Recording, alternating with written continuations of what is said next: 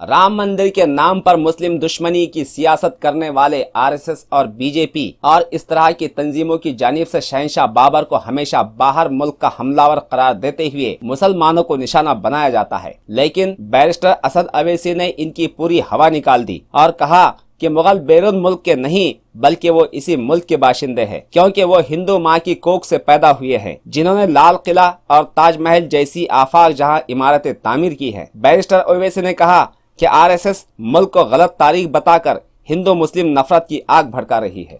छुट्टी पर गए सीबीआई डायरेक्टर आलोक वर्मा के वकील प्रशांत भूषण के बयान ने अब वजीर आजम नरेंद्र मोदी के राफेल डील पर बड़ा खुलासा करते हुए कहा कि सरकार राकेश अस्थाना को बचाने की इसलिए कोशिश कर रही है कि राफेल डील की इंक्वायरी में सच्चाई सामने न आ सके। याद रहे कि सीबीआई डायरेक्टर आलोक वर्मा ने डिप्टी डायरेक्टर राकेश अस्थाना के खिलाफ कार्रवाई की थी और मरकजी हुकूमत इसकी पुष्ट पनाही कर रही है क्योंकि वो मोदी के भक्त बताए जाते हैं। मामला यही खत्म नहीं होता बल्कि सीबीआई के डायरेक्टर के ओहदे पर एन नागेश्वर राव को बिठाया गया, जबकि नागेश्वर राव पर बदउनवानी के संगीन इल्जामात है।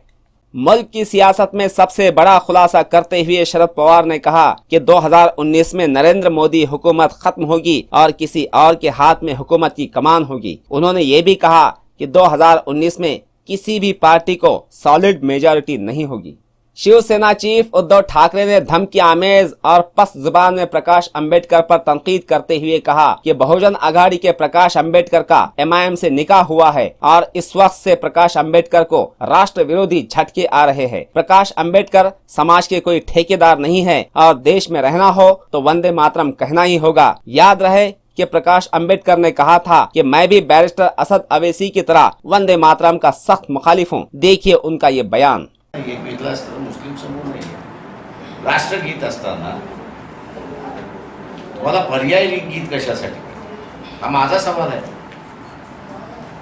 तुम्ही राष्ट्रगीत का मानत नाही? जेव्हा इथल्या असणाऱ्या कॉन्स्टिट्यूंट असेंब्लीने पार्लमेंटने जनगण मन हे राष्ट्रीय गीत आहे,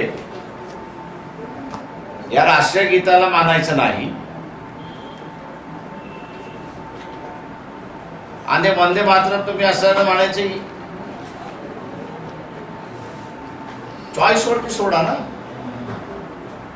राष्ट्रगीत म्हटलं तर मी असणार अँटी इंडियन आणि वंदे मातरम म्हटलं म्हणजे मी इंडियन। हे कोणी सांगितलंय आणि कोणा तुम्ही सर्टिफिकेट देणार आहे?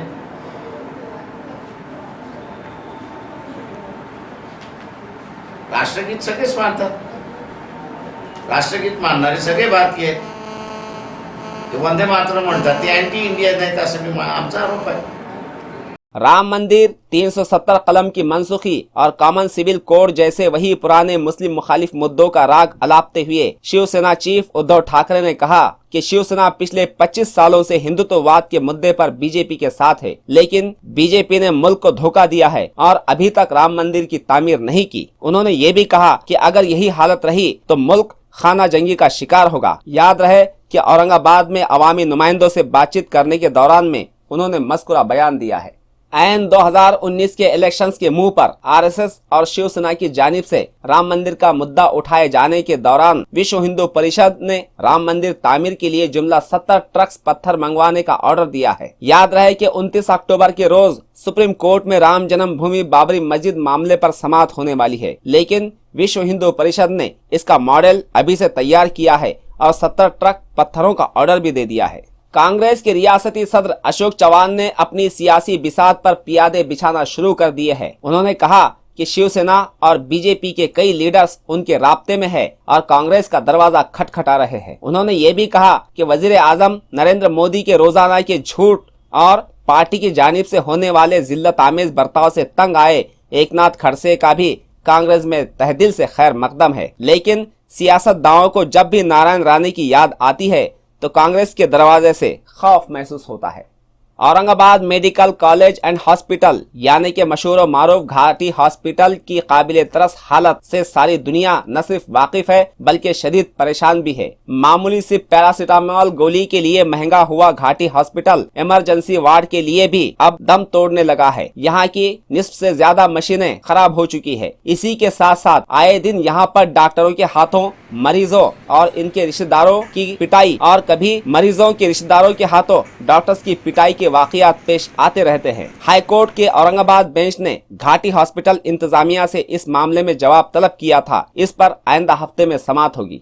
औरंगाबाद शहर में ज़कात नाका ता आजाद चौक रोड पर MSEB के ओवरहेड वायर के टूट जाने से खलबली मच गई और पीर की रात 11 बजने तक लोगों ने गमो गुस्से का इजहार किया। इसके बाद MSEB ने मंगल के रोज जो इंतजामात किए इससे भी यहाँ के लोग मुतमईन नहीं है। बताया जाता है कि तकनीकी खराबी का बहाना बताकर लोड शेडिंग में 2 घंटों का इजाफा करते हुए इनके साथ सौतेला सलूक किया जा रहा है। अगर यही हालत रही तो शहर में लॉ एंड ऑर्डर का मसला भी पैदा होने का इम्कान है।